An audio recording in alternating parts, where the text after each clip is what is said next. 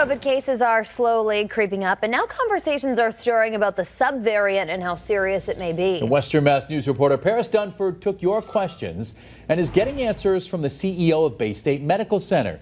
She joins us live with what he had to say. Paris?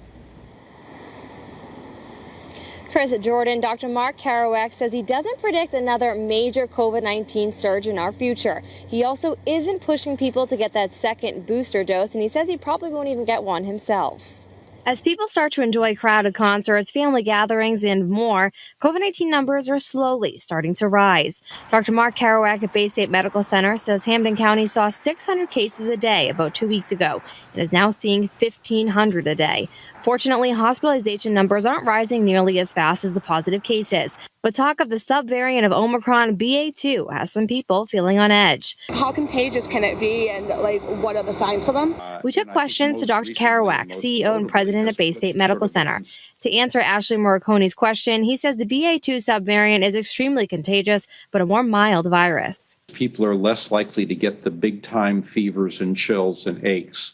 They're more likely, actually, both Omicron and BA.2 are more likely to have a sore throat. Dr. Kerouac goes on to say he doesn't predict this subvariant will cause a surge like we saw with Delta and Omicron, especially as we head into the summer months with people enjoying the outdoors. I think the virus is running out of targets that are completely unprotected at this point, and therefore we're not going to see these tsunamis of demand for hospital care that we've seen in the past 2 years. And weighing in on the COVID-19 shots, he tells Western Mass News he doesn't think the general public needs a second booster. In fact, he says he hasn't and most likely won't get one himself. The CDC's come out and said, well, gee, people over the age of 50 ought to get a second booster. Now, I'm over the age of 50, well over the age of 50, and I have not gotten a second booster. Instead, he says he hopes the pharmaceutical companies create a new specialized and targeted vaccine for those new variants. I'm less excited about getting yet another hit of the spike protein that my body has seen 3 times before. But if you could show me something that was really kind of different, that would broaden my immune base, I'd be interested.